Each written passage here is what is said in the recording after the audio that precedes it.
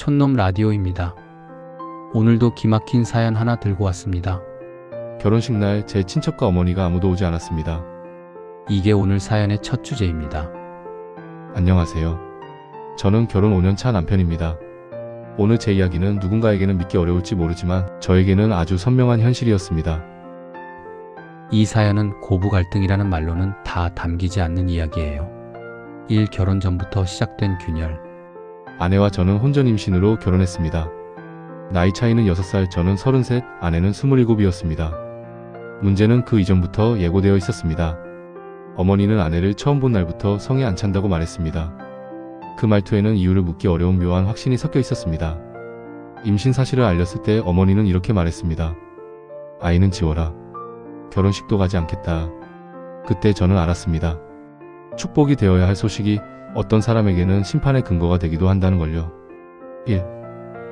이미 생긴 생명 앞에서 지워라는 말 듣는 쪽 가슴은 찢어집니다. 우리는 상견례 날짜를 어렵게 잡았습니다. 장소 예약까지 마쳤습니다. 그런데 당일 어머니는 약속을 두고 여행을 떠나셨습니다. 연락을 받지 않는 휴대전화, 예약 취소 전화에 울먹이는 제 목소리, 낯선 홀에 서서 서로에게 미안하다고 말하던 저와 아내, 그리고 장모님. 그날 이후 저는 달력의 동그라미가 믿음이 아니라 불안을 뜻한다는 걸 배웠습니다. 이 결혼식의 그림자. 결혼식 날 어머니는 오시긴 했습니다. 혼주 한복 대신 눈에 띄는 반짝이 의상, 반짝이는 메이크업. 저는 어머니와 아내 사이에 서서 웃고 싶었습니다. 하지만 사진 속 제 표정은 어딘가 붙잡혀 있는 사람 같았습니다. 하객 몇 분은 속삭였습니다. 어머니가 너무 티시네. 오늘 주인공은 신랑 신부인데. 그 말들이 칼날처럼 공기를 스쳤습니다. 아내의 눈빛이 살짝 흔들렸습니다. 저는 그때 외면했습니다. 행복한 날이니까 모른 척하고 싶었습니다. 행복한 날에 생긴 금은 오래 남죠. 축복의 사진 속에도요. 삶 갓난아기와 가족 행사. 아이가 태어나고 3주가 지났을 무렵이었습니다.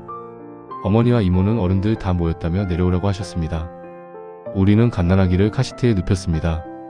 가는 길에 접촉사고가 났습니다. 아이는 놀라 토했고 아내는 입술을 깨물었습니다. 저는 돌아가자고 말했습니다. 그런데 전화 너머의 목소리는 단호했습니다. 어른들이 기다리신다. 그날 우리는 갔습니다. 식당 문을 열자 강한 회 냄새가 올라왔습니다. 산모가 먹을 수 없는 음식이었습니다. 아내는 젓가락을 들었다 놓았습니다. 아이는 칭얼거렸고 저는 의자에서 여러 번 일어났다 앉았습니다.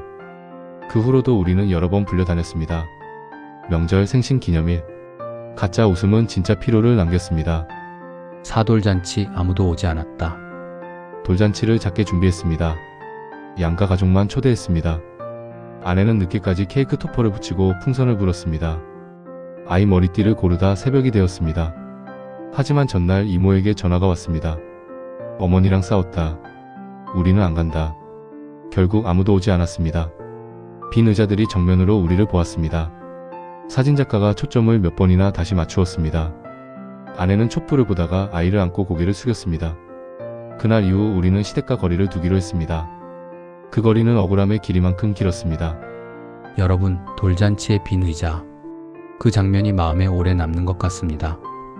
오돈의 문제, 아니 차별의 문제. 결혼할 때 어머니가 주신 돈은 50만 원이었습니다. 아이가 태어났을 때도 50만 원이 전부였습니다. 돈의 액수는 중요하지 않을 수도 있습니다. 하지만 비교는 마음을 찢습니다. 형에게는 수천만 원의 지원, 비싼 선물들, 여행 티켓. 우리는 명절에도 다음에 도와줄게라는 말만 받았습니다. 약속은 지켜지지 않았고 사과는 없었습니다. 아내는 말하지 않았습니다. 대신 집안 청소를 더 꼼꼼히 했고 장바구니를 더 무겁게 들었습니다. 저는 그 모습이 미안했습니다. 아내가 어떤 세계 앞에서 묵묵히 등을 돌리고 서 있는지 알았으니까요. 여러분이라면 돈 때문이 아니라 차별이 아프다는 말 이해되시나요? 유기간질과 문자, 선 넘은 말들. 형 부부가 해외에서 들어오는 날 어머니는 또다시 전화를 여러 통 하셨습니다. 형에게는 내 흉을, 내게는 형수의 흉을. 사이사이에 아버지는 내 편이 아니다 같은 말이 섞였습니다. 그리고 어느 밤 아내에게 문자가 왔습니다. 여자가 잘못 들어와서 집안이 시끄럽다. 양말 한 짝 안 사오고 시집왔다. 옷차림이 창피하다. 아내는 그 메시지를 조용히 읽었습니다. 아내의 손이 떨렸습니다. 나는 그 손에서 휴대전화를 천천히 빼앗아 들었습니다. 그리고 스크린샷을 저장했습니다. 증거를 남겨야 한다는 생각이 제일 먼저 들었습니다. 그날 밤 아내는 울지 않았습니다. 대신 아주 건조한 목소리로 말했습니다. 당신 나 이제 시어머니 안 볼래? 저는 그 말을 듣고 한동안 아무 말도 하지 못했습니다. 내가 남편이자 아들이라는 사실이 그날은 촉새처럼 느껴졌습니다. 7결단. 나는 어머니의 연락을 차단했습니다. 전화, 메시지, 메신저. 아이의 사진도 더 이상 보내지 않았습니다.